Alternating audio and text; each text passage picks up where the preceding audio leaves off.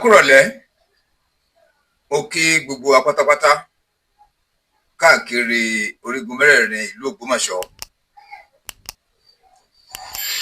Mo kí gbogbo àwa mùsùlùmí lápapọ̀, mo kí gbogbo àwa kìrìsìtẹ́nì, mo dẹ̀ kí gbogbo àwa oníṣẹ̀ṣe káàkiri orígun mẹ́rẹ̀ẹ̀rin ilẹ̀ Yorùbá, gbogbo ẹ̀yọ́ ọmọ Ògbómọ̀ṣọ́ pátápátá káàkiri orígun mẹ́rẹ̀ẹ̀rin diaspora. Mo kí yín káàkiri orígun mẹ́rẹ̀ẹ̀rin àgbáyé.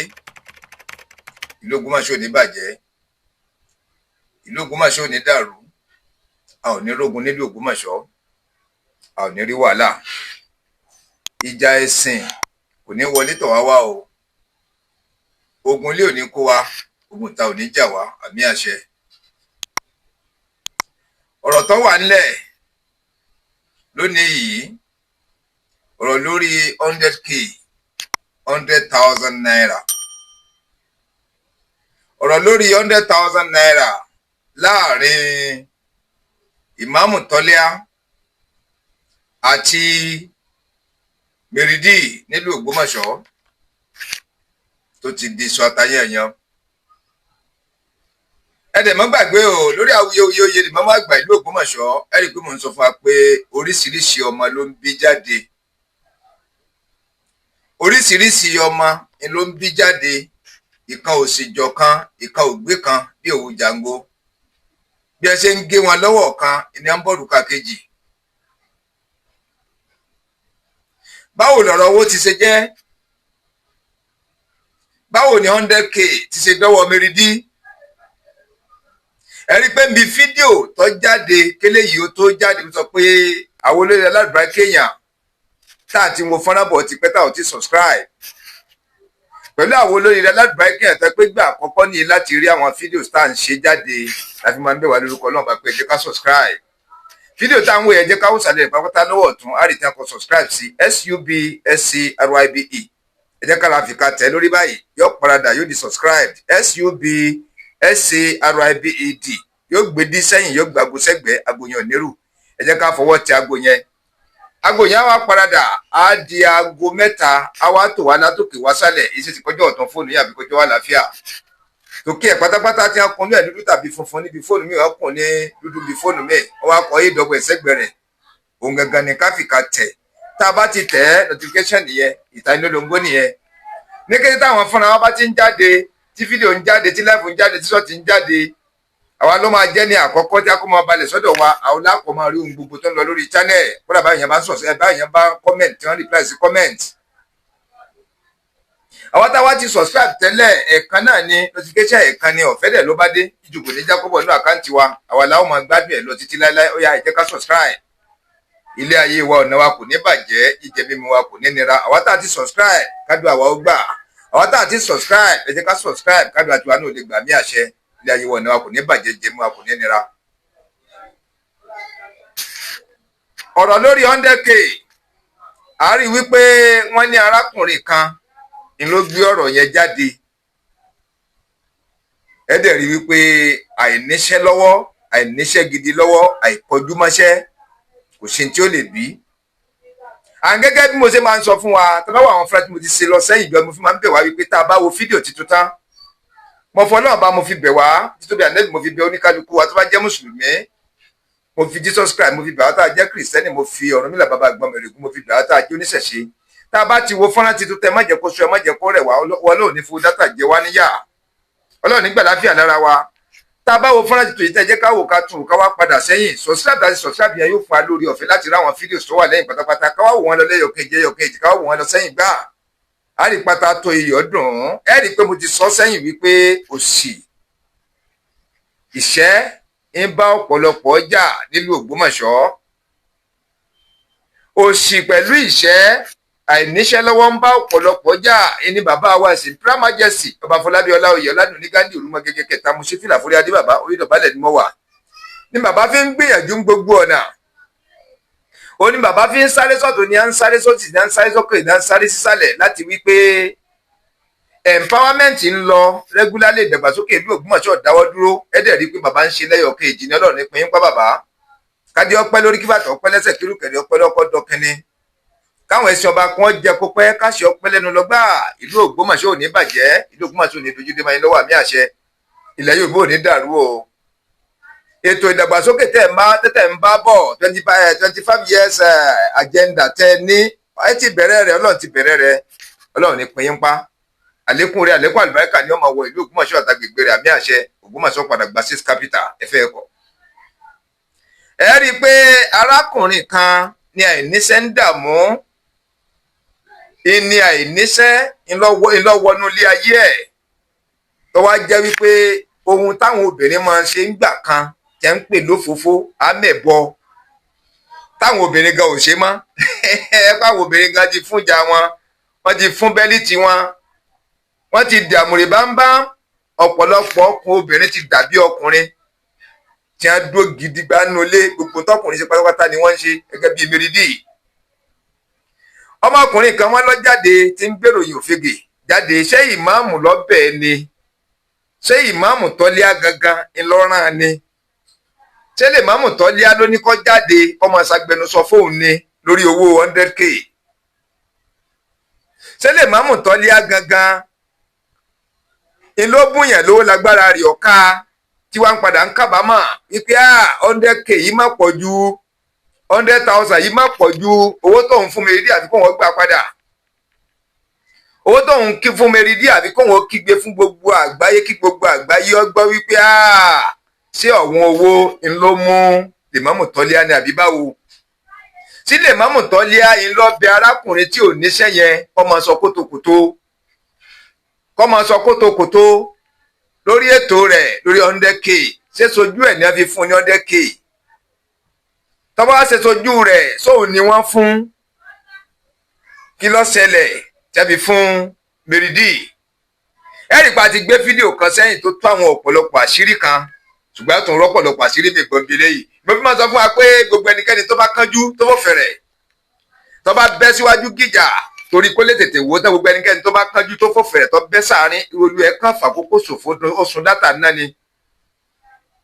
Ó fowó ṣòfò kí ẹni bẹ́ẹ̀ má wulẹ̀ wo fídíò yìí, torí pé àwọn fídíò tí mò ń gbé jáde sísẹ̀ǹtẹ̀lé ni kí yóò sì wo kẹ́jẹ́kẹ́jẹ́ láti bẹ̀rẹ̀ kó wò dópin láò fi lè rí pàmò òkun rẹ̀ láàrin tí ń jó títọ́ tí ń jó dodo láòrì ìfàyọ gbogbo ẹ̀dákẹ́dá tí bá ti ń fò ọkàn wòrán lásán ni. Tàbá wo fọ́nrán tuntun ẹ jẹ́ ká padà sẹ́yìn àwọn tá a ti ṣe ká tó ṣe lé ká tó ṣe ní ẹ jẹ́ ká wò lọ. Ibo nílùú Ògbómọ̀ṣọ́ ti ń bá bọ̀, ibo la bá dé, ibo la dojúkọ, yọ̀wá yí oníkálukú gbáà ibi tó dáa, ilẹ̀ rere ilẹ̀ àánú lòkùmọ̀pọ̀ padà láǹdì sí àmì àṣẹ àwọn onírògùn ànírí wàhálà. Ọ̀rọ̀ lórí 100k, ṣé Lèmọ́mù Tọ́líà kò rò ó kó tó fún Mèrìdì ní 100k ní àbí báwo? Ṣé Lèmọ́mù Tọ́líà kò ju 100k lọ kó tó di pé fún Mèrìdì ní 100k? Ṣé Lèmọ́mù Tọ́líà kó tó ṣoore ṣé máa ń la gbogbo káàkiri gbogbo ayé ni tí ó máa fi rìsíìtì tẹ́ńdà káàkiri pétọ̀ ẹjẹ́ ń ṣí ilé kí n ṣí àtọ̀ ohun tí mo lágbájá lóhun tí mo tàbẹ̀dù lówó ṣébí ṣe ń lólé ayé nìyẹn. Ṣé Lèmọ́mù Tọ́líà ṣé èèyàn tó já pé tó bá ṣoore yìí lóṣòó tì í ni àbí báwo? Torí wípé ọ̀pọ̀lọpọ̀ àwọn tí ń ṣẹlẹ̀ lẹ́yọ̀ kejì yìí tí wọ́n ń gé wọn lọ́wọ́ òkà àkàtì tó ń bọ̀ kejì ń jẹ́ kó yáàyàn lẹ́nu. Ìdí dẹ̀ ni wípé àwọn Lèmọ́mù yìí àwọn àfáà àwọn náà ni wọ́n máa ń ṣètò lóríṣiríṣi, náà máa ń ṣe wáàsí wípé tíyàn bá ṣoore fẹ́nìkan, tó bá ṣoore fọ́tún má jẹ́ kó ṣe ọmọ, tó bá ṣoore fósì má jẹ́ kó tún ọmọ, má polongo oore tó ń ṣe káàkiri ilẹ̀ ń pè lórí oore. Iná ni olórí oore tó jẹ́ wípé gbogbo ohun tí Ọlọ́run ń fẹ́, torí pé ẹ̀yin àfáà yìí náà lẹ máa fi ń ṣe wáàsí lóríṣiríṣi jáde ọ̀nà tá ó gbà tá ó fi dọ́lọ́run mọ̀, ọ̀nà tá ó gbà tá ó rìn tá ó fi mọ bí ẹ ṣe ń jọ́sìn fọlọ́run, ọ̀nà tá ó gbà tá ó rìn tá ó fi mọ bá ṣe lólé ayé wa.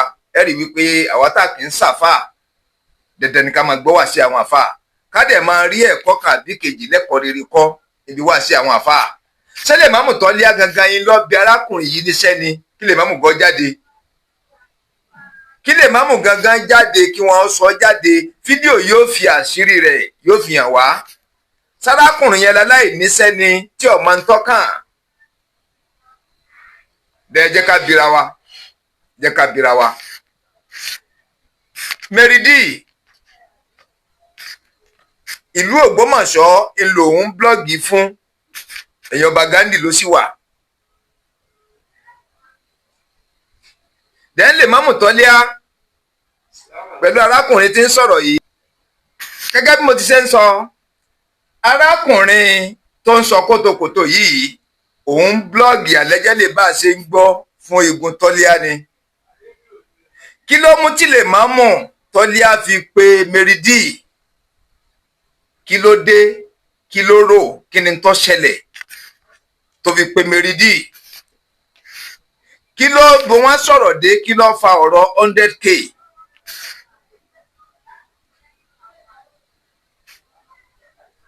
sí Meridi ló tọrọ owó ni ló sojú kòkòrò owó ni àbí rárá?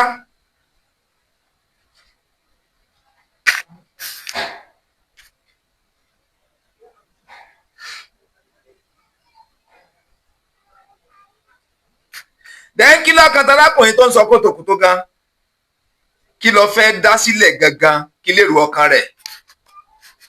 dẹ́n Meridi àtàrákùnrin tó ń sọ kótókótó yẹn báwo ni wọ́n ṣe jẹ́ síra wọn tẹ́lẹ̀ tó ń sọ̀rọ̀ nípa 100k?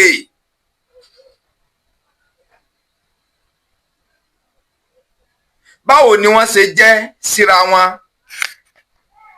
kí làníyàn arákùnrin yẹn sí Meridi?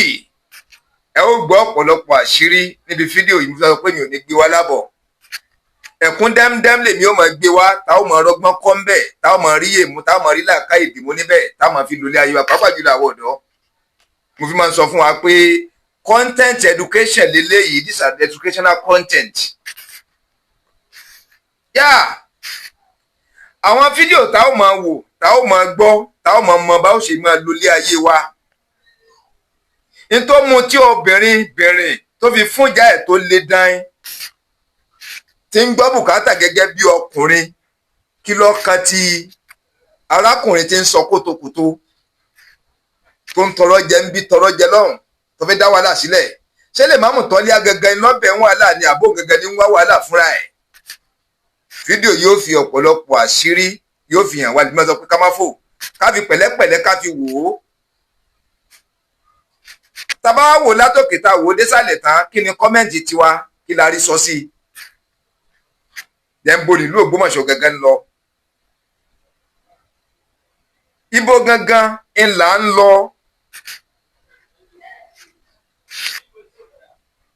mo fẹ́ kẹ́ tẹ̀lé mi ká lọ. mo fẹ́ ká wo fídíò yìí ká gbọ́rọ̀ lẹ́nu Meridi gangan kí ló ń ṣẹlẹ̀, ká tẹnu bọ̀rọ̀ láti ìpìlẹ̀ dópin tí ń jẹ́ kókó tí ń jẹ́ dòkí ọ̀rọ̀ kí ló wà ń di ọ̀rọ̀ yìí gangan. kí ló wà ń di ẹ̀ gangan? kí ló dòun pẹ̀lú Lèmọ́mù Tọ́lẹ́á papọ̀ tí wọ́n ti jọ ń sọ̀rọ̀ papọ̀ tẹ́lẹ̀ ni? sáláwàdà ni wọ́n tẹ́lẹ̀ ni? só ti blọ́ọ̀gì fún tẹ́lẹ̀ ni? ṣé Lèmọ́mù Tọ́lẹ́á wá kó blọ́ọ̀gì fóun ni? àbóhùn gangan ní ń wá ọ̀nà níbi àbílọ̀ láti jẹ́ wípé ó ń blọ́ọ̀gì fún Lèmọ́mù Tọ́lẹ́á? dé arákùnrin tó ń sọ kótókótó yẹn wọ́n ní gun ìlú lọ́wọ́ tẹ́lẹ̀, igun Imperial Majesty pé gun bẹ̀ lọ́wọ́ tẹ́lẹ̀ tí ń sọ̀pọ̀tì pé lù òníwó. kí ló mú un lọ sọ́dọ̀ Lèmọ́mù Tọ́lẹ́á? ẹ dẹ̀ rí i pé ẹni tójú rẹ̀ ọba ti gbọ́nà kan tí ń bẹ́ sí tí ń bẹ́ sọ̀hún kò sí tí wọ́n máa dálẹ̀ ju wàhálà lọ. kò sí tí wọ́n máa ń fà lẹ́sẹ̀ ju wàhálà lọ pé kọ́sá dàrú pé ojú ọsá dàrú. ẹ rí i pé tí wọ́n máa ń wà áfítà nìyẹn, òun lójú padà wá máa tì àdẹ́dọ̀ dídè ojú tí ń tì lọ́wọ́ bá báyìí gan. nítorí wípé àlàáfíà ló sì máa jọba àdẹ́dọ̀ dídè, àlàáfíà ló máa jọba o. mo fẹ́ kẹ́ tẹ̀lé mi ká lọ gbọ́rọ̀ lẹ́nu Meridi.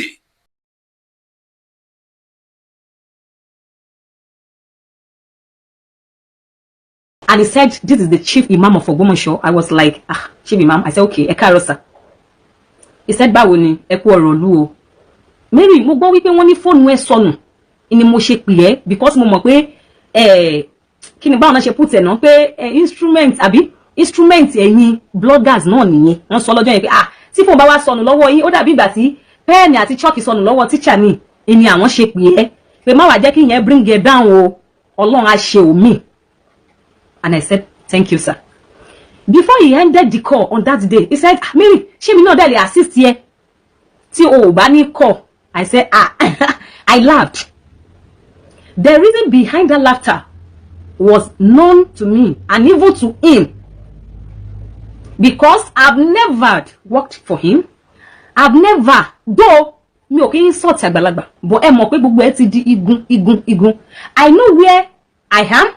I know who I support. Even though the person I am supporting, that is my monarch and even Ogbomoso, even though he has never called me to be in support of him, but everyone knows that Mary D is for Ogbomoso and Mary D is for Obagandi. So I was surprised when he professed to assist me. I was so surprised. Murari, money okay, sir. Money okay. For Obafe, can help we send account number to me. And he said jokingly, for Wogalolo, I responded with Samsung S10, sir. And Olawemi Mary and Kojubenye Lord before man and God. Me only something also. The first person I called was Sheyomo Ogbomoso because we were very close then. Our close nítorí wípé then we were both supporting the throne of Seun. Kodet introduced him to me and John Soro because he was once a content creator too. Anybody tó bá ti jẹ́ content creator, a máa ń try láti máa bára wa ṣe. Àtúwárí ra wa pé a John Soro a John support Obagandi. Ìní ò jẹ́ kí n hesitate láti jẹ́ kí a jọ máa ṣe pọ̀ nígbà tí Kodet tí wọ́n introduce wọn sí mi. Ẹbí anybody tó bá mọ̀ mí, ẹni tó bá mọ̀ mí sí Mary D, wọ́n máa mọ̀ mí sí Abídèmí. I'm from Surulere. Everyone around me knows that I have trust issues. I don't trust people easily. I don't mingle with people. I don't go out with people. I don't welcome invitation. Even if tẹ́ bá fẹ́ gbé iṣẹ́ fún mi, if you cannot tell me about it on phone, I will not come and meet you. I'm not the type. Bí wọ́n ṣe kọ́ mi ni, bí wọ́n ṣe that irú bringing táwọn òbí mi fún mi nìyẹn. Mi ò ń jáde nínú ilé, and everybody knows this. Wípé àti mo ilé ìmọ̀ mi rí. Kì í ṣe wípé èmi ni mo wá àràbátán dí ọ̀dọ̀ Ṣèyí ọmọ Ògbómọ̀ṣọ́. He was introduced to me and I welcomed him because he was once a content creator too. And mo rí wọn bí co-blogger too. A bẹ̀rẹ̀ sí ní sọ̀rọ̀. Mo sọ fún wọn wípé mo fẹ́ máa ṣe live nínú room mi, pé but side tí mo fẹ́ máa lò mi like nǹkan tó wà ńbẹ̀. Wọ́n dé advice mi pé okay, bóyá kí n change wallpaper. Kí wọ́n ṣá as in nǹkan tó jẹ́ kémi àti Ṣèyí ọmọ Ògbómọ̀ṣọ́ ká wọra wa, ó ní mò ń sọ yìí. Mo dẹ̀ ní okay, àwọn náà advice mi. Ṣèyí jù mí lọ. Mo rí wọn bí colleague, mo rí wọn bí ẹ̀gbọ́n. Because me lọ́rẹ̀ẹ́, everyone around me knows that. He showed me love. Kì í ṣe ìfẹ́ as in ìfẹ́ láàrin ọkùnrin àti obìnrin. But wọ́n wá bí ẹ̀gbọ́n, wọ́n wá bí co-blogger, ẹni tó yẹ ká jọ ṣiṣẹ́ pọ̀. Mary D ṣe báyìí, ó yá ra nǹkan báyìí, kó máa fi ṣe live. Tí mo bá fẹ́ ṣe live, tó bá wà available, wọ́n máa wá. Wọ́n máa assist mi pẹ̀lú bóyá iná ni àbí tripod, wọ́n bá mi set ẹ̀. Má dẹ̀ ṣe live. Mi ò mọ̀ rí láyé mi èrò rí wípé he has another intention. Because tí wọn ò bá ní intention mi, bro Ṣèyí, I'm putting it to you. Tí ẹ bá ní intention tí ò dá towards me, kò sí nǹkan tí ò bá ṣẹlẹ̀. Nǹkan tí ò bá ṣẹlẹ̀ tó yẹ kẹ́ lọ máa fi sọ gbogbo nǹkan tẹ́ ń sọ about me. And you know how this morning happened. I called him immediately pé bro Ṣèyí, nípa ọ̀rọ̀ fún yìí, ṣé lè believe ẹni tó pè mí ṣá? Because wọ́n follow story yẹn pé àti ẹ̀ máa wo ẹni tó máa pè yín. Mo ní ṣé believe ẹni tó pè mí? Chief Imam ló máa pè mí, ẹnìkan tó máa pè mí. Wọ́n ní wow, mo dẹ̀ sọ fún wọn pé bọ̀ kí n tó gbàgbé o, Chief Imam tẹ̀ sọ pé kí n send account number mi pé àwọn náà máa assist mi. Wọ́n dẹ̀ ní kí ló ṣe ẹ gbà náà? Mo ní gbà kí ni? Èmi ò fẹ́ o. Mi ò fẹ́ o. Wọ́n ní no now, kì í ṣe ẹ̀yin lẹ tọrọ, please give me love and like. Wọ́n ní kì í ṣe ẹ̀yin lẹ tọrọ now. And then àwọn ni wọ́n kọ́kọ́ sọ wípé Mary D mo fẹ́ assist yẹ nípa phone ẹ tó sọnù. He said that. Later he called one of our colleagues too. The reason I will not mention his name is because láti ìgbà tọ́rọ̀ ẹ ti ṣẹlẹ̀ wọn ò dá sí. Wọ́n pè wọ́n wípé ẹ máa bá Mary D sọ̀rọ̀. Mary D ní àwọn tó lè ràn lọ́wọ́ lẹ́gbẹ̀ẹ́, but ìwà tó máa ń hùn tó jẹ́ wípé kì í fẹ́ kẹ́nìkankan mọ nǹkan tó bá ń ṣẹlẹ̀ nínú live ẹ̀. Ìlú tún fẹ́ ṣe o pé ìmáàmù ló pé kò pé ìmáàmù o. Ìmáàmù dẹ̀ ní àwọn máa assist ẹ̀ pé Mary D máa lọ́wọ́ máa ní send account number òun sí ìmáàmù. And the person too called me and talked to me. Mary D, no now, life is not like that. Ṣé o bá wọn ṣọ̀tá ni? Ṣé wọ́n mú ẹ lọ́tá ni? Sọ bá ra burú sí ẹ wọ́n ní pé ẹ now, kìíní kan. Mo ní mi ò fẹ́. And that's one thing with me. I have people tó lè ràn mí lọ́wọ́ tó lè ti sọ mí di èèyàn because ẹ ti fi ń bú mi wípé mi ò jẹ́ èèyàn. And yes, I've promised myself I will never be emotional. Màá sọ bọ́rọ̀ ìṣeré, I will be controlling myself. Yeah, o lè má ti dè èèyàn ní tòótọ́, but gbogbo tí èèyàn lè fi jẹ́ èèyàn láyé, àwọn òbí mi ti ṣe bí nǹkan tí mo máa ń sọ, Ọlọ́run ni ò tí ì gbà á. I will not say that. So, ẹni ẹ pè mí, wọ́n bá mi sọ̀rọ̀, mo sọ pé mi ìfẹ́ owó yẹn. Later ìgbà tó dalẹ̀, hear this everybody. If you call me, if you give me money, if you tell me anything, the first person I will call is my mentor. What happens to be Reveni Adebayo?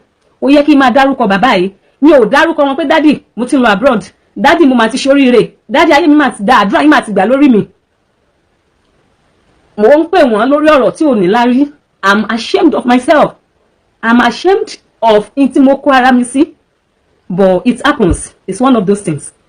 But inú mi sì dùn wípé wọn pè wọ́n, mi máa pè wọ́n nítorí pé mo ṣì wà ní àkóbá tó ju eléyìí lọ. Mo ń fọ̀rọ̀ pamọ́ fún Reveni Adebayo. Anything mo máa ń sọ fún wọn. Even kí ẹnìkan ní palace fún mi ní 1 naira, I will call him. Mo pè wọ́n mo ní daddy about the phone. Nǹkan tí ó máa yà mí lẹ́nu ni wípé anybody nínú àwọn tá a ti ẹ̀rọ kan sọ wọn ti ẹ̀ show concern. Wọn àti ẹ̀ ṣe bí ìpá wọn rí after all bro ṣe he posted it, I posted it jokingly too. Mo ní but Chibi mom called me. Wọ́n dẹ̀ kí mi. Wọ́n ní kí n má jẹ́ kí yẹn wé mi down o, kí n continue pé but daddy kí n má gbàgbé o. Chibi mom sọ wípé ṣé káwọn assist mi pé kí n drop account details pé but mi ò dá wọn lóhùn o. Wọ́n ní pé Mary D, you said something. You've never been his enemy. He has never proved himself to be your enemy too. Kó má dàbí ìwà ìgbéraga àfojúdi. Tell him pé èmi ni mo sọ wípé kó gba owó yẹn so that Chibi man will know that I'm informed. Okay sir. Mo dey forward account details ni. And ó máa ti fẹ́ máa di alẹ́ mi mọ̀. He sent 100,000 to me. Immediately as Reveni Adebayo has said in one of my posts, wọ́n ti kọ síbẹ̀.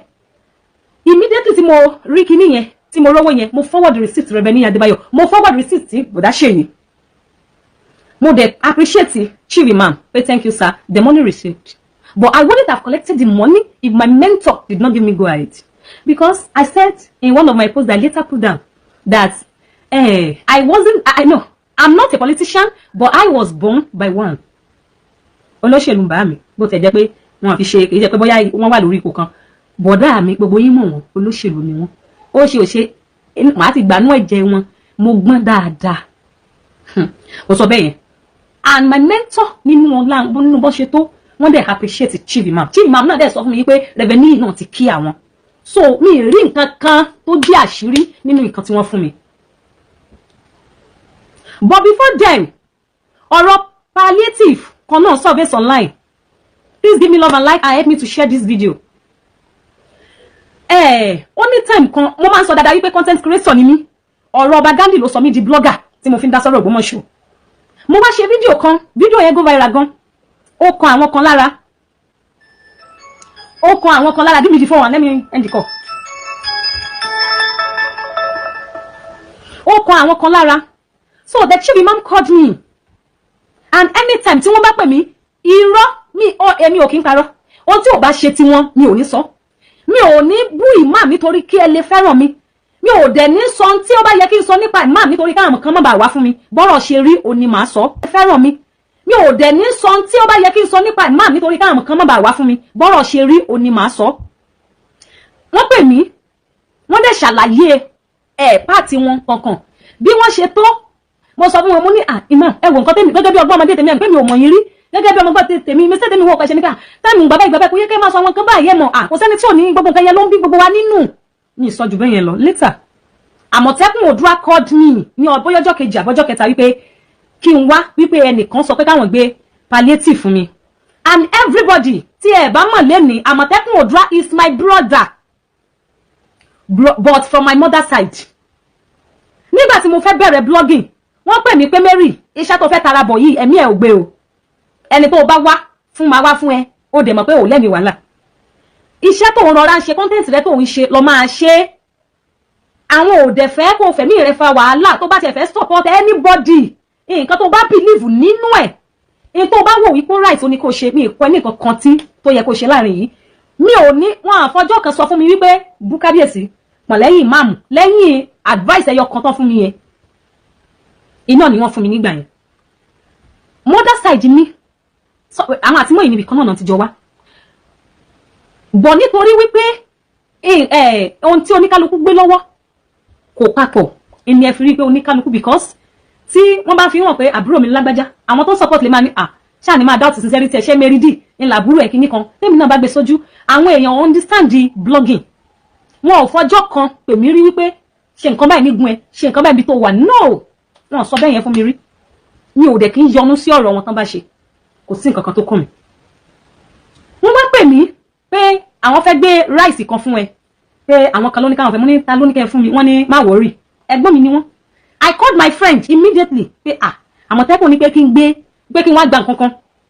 wọ́n ní kí n pé mo wá pé first born wa mo ní brati mo ti ní pé kí n wá gba rice wọ́n ní wẹ́ ẹ lọ gbà bọ̀ ó máa hun àwọn kò jẹ́ kó mọ̀ pé àwọn náà mọ̀ sí mo lọ gba rice yẹn lọ́wọ́ wọn my brother also followed me but unknowingly to Àmọ̀tẹ́kùn ìgbà tí mo gba rice yẹn tán brother mi pè mí wípé agolo kan ló kéré nínú rice yẹn ò gbọdọ̀ jẹ thank God ó ní foundation tó ti máa ń ṣe giving fáwọn èèyàn lọ pín rice yẹn ni ò sí nǹkan tó lè wà nínú rice yẹn tó anything tó bá wà ńbẹ̀ ò gbọdọ̀ mu and I did that accordingly mo lọ pín rice yẹn fún gbogbo èèyàn pátápátá fún àwọn arúgbó ní adúín ọjọ́ kejì mo dẹ̀ send the link mo send ẹ̀ sí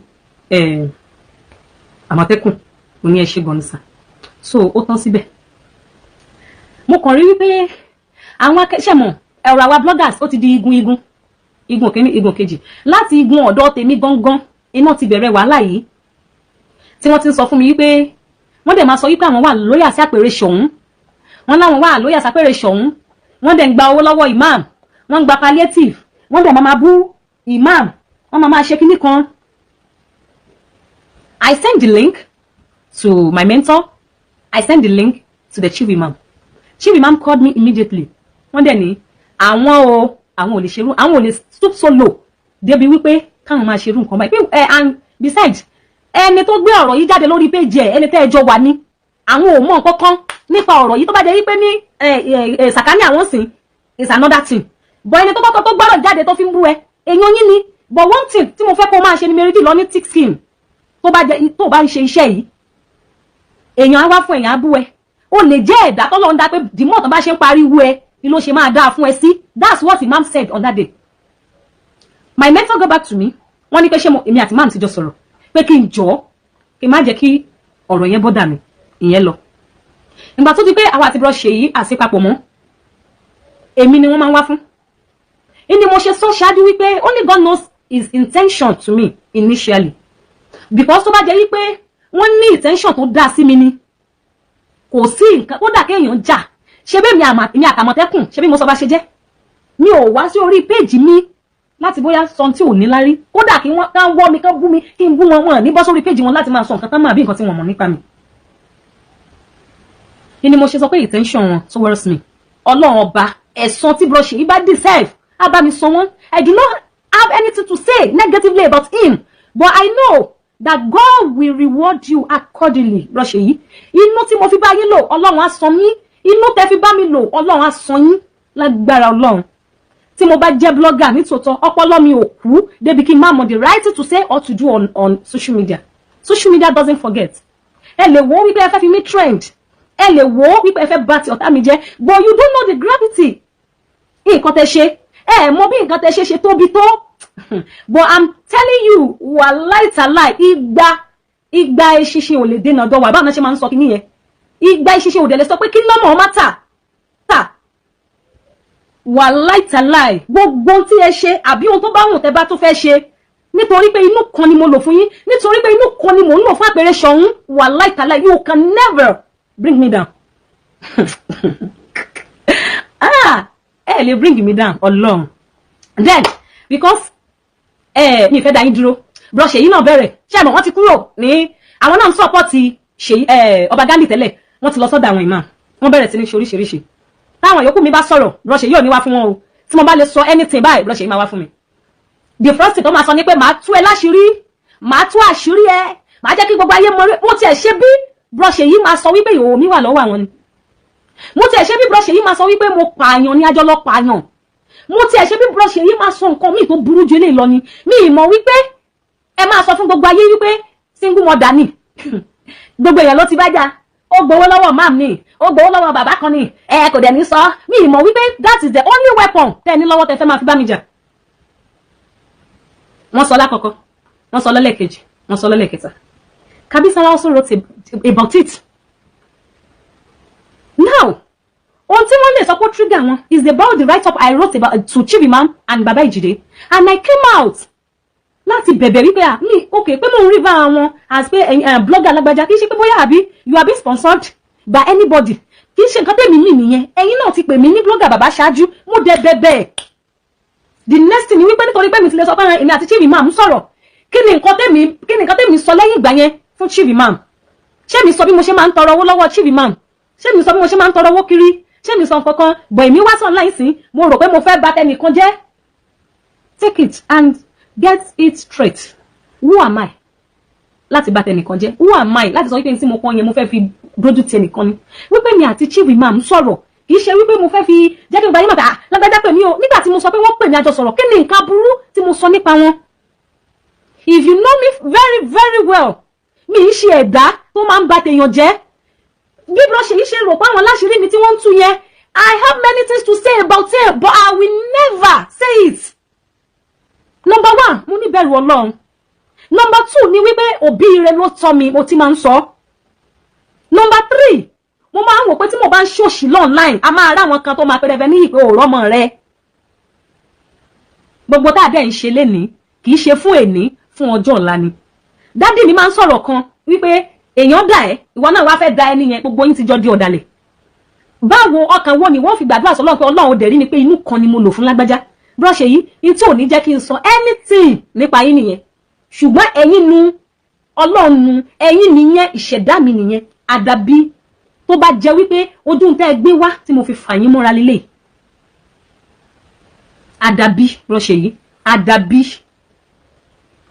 now Chief máa ń pè mí lánàá wọ́n láwọn èèyàn pé àwọn pé mo kọ nǹkan nípa wọn mo ní màá gbé àwọn voice note kan jáde mo ní kinní kan mo dẹ̀ explain ara mi before then my mentor wọ́n ti bá mi sọ̀rọ̀ gan tí mo dẹ̀ wò wípé issue yìí ti die down pé okay thank God Reverend Niyi gangan ti lọ pọ́ sórí page mi pé alẹ́ mi ni mo ní kọ́mọ yìí ṣe báyìí èmi àti Reverend Niyi is my mentor kò sígbà tí mi ò kí sọ̀rọ̀ wọn mi ò it is.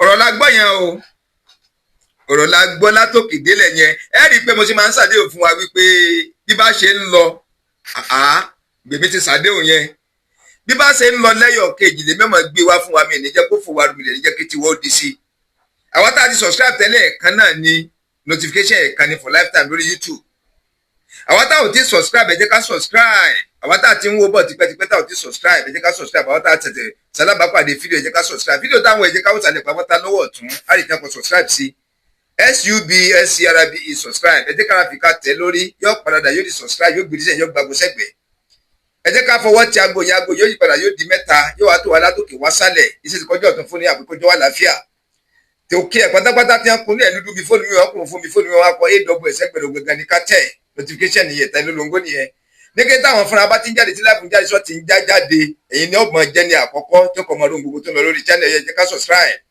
ilé ayé wọ̀ ní wa kò ní bàjẹ́ jẹ́ wa kò ní nira ẹ wo bárakùnrin yẹn ṣe ń gbé ọ̀rọ̀ màá sì gbé ọ̀rọ̀ tiẹ̀ náà wá mo sì ń wá fídíò yẹn tó bá ti tẹ̀mí lẹ́gẹ́ bí àdéhùn ti máa ṣe fún wa ẹ rí i pé mo ti gbé kan wá sẹ́yìn then omi ìtún leléyìí bí bá ṣe wá ń lọ àtúnṣù yẹn désàlẹ̀ kòkò gangan kí lè ro arákùnrin yẹn kí ni èrò rẹ̀ kí làníyàn rẹ̀ kí ló fẹ́ kó ṣẹlẹ̀ gangan láàrin ìlú kí ló fẹ́ kó ṣẹlẹ̀ sí Meridi gangan kí làníyàn rẹ̀ sí Meridi ẹ rí i pé àníyàn burúkú nírú ẹni bẹ́ẹ̀ ní sí Meridi ṣùgbọ́n lọ́n tóbi lọ́ba Ọlọ́run ní gbé Meridi lulẹ̀ o òkè lókè lẹ́yẹ ń fọ òkè lókè ní Meridi máa lọ gbogbo ẹnikẹ́ni tó bá wá ń ṣàbòsí tó ń ṣèkà irú wọn ní padà wọlé at the end of the day wọ́n ní ká tọ̀ sójú kan ìní fi hó kí ni mọ́kùnrin ti ń bẹ́ káàkiri nítorí mọ́bìnrin tó dún pọ́nmẹ́ ń lè lójú kan tọmọ tí ń ṣe kí ló wá ń dààmú ọkùnrin sówó náà ní sáì níṣẹ́ lọ́wọ́ yìí náà ní sáì lówó lọ́wọ́ yìí náà ní fi ń bẹ́ káàkiri bí ọ̀yà bí èèyàn bá tiẹ̀ wá lówó lọ́wọ́ tó bá dó sójú kan tó kún fàdúrà tó tẹpá mọ́ṣẹ́ kí ní ó padà dé, owó àti ìfọ̀kànbalẹ̀ ó padà dé fúnrú ẹni bẹ́ẹ̀. Ṣùgbọ́n ẹ̀dá tó bá ti lójú kòkòrò tí ò sì gbà fọ́lọ́run tí ò ní tẹ́ lọ́rùn, irú wọn ní máa bẹ́ bí ọ̀yà káàkiri at the end of the day. Ẹ̀sìn ni wọ́n padà máa ṣe nínú ayé. Ẹ̀sìn ni mo sọ pé àwọn fídíò tá à ń ṣe this as educational content. I'm producing all this quality video for the benefit of we youth, so that we can be able to know between the good and bad. We're supposed to know the way and the best manner we can follow to be a good citizen in the society. Ìwà wo ló yẹ ká wù, ọ̀nà wo ló yẹ ká rìn, báwo ló yẹ ká gbọ́dọ̀ wa gbà tá fi jẹ́ èèyàn gidi láàrin ìlú, ká má jẹni tó ń dà lúrú, ká má jẹni tó ń forí àwọn èèyàn sọ́ra wọn, ká má jẹ ẹni tó yẹ pé gbogbo ọ̀nà ní fi ń wá owó yìí pé bó ti lè wù kó rí, ìbá dàrú kì bá bàjẹ́ kì bá dogun kọ̀ọ̀kan kó sá ti jáde kí ní gbẹ̀yìn irú wọn, ẹ̀rí pẹ́ sí náà ni. Mo dúpẹ́ pọ́lọ́pọ́ lọ́wọ́ ẹ̀yin bàbá mi, mọ̀mọ́ mi tí ẹ̀ ti ń bá mi bọ̀, ìgbà olólùfẹ́ tí ẹ̀ ti ń bá wa bọ̀ wá, ilé ayé wọ̀ ni wa kò ní bàjẹ́ jẹ́ mu wa kò ní. Ẹ má jẹ́ ká gbàgbé o, àwọn tábà ti subscribe, ẹ jẹ́ ká subscribe, ẹ jẹ́ ká tẹ notification button. Bí bá ṣe ń lọ, àwọn máa gbé sí wa létí, ká tún máa retí òmíì.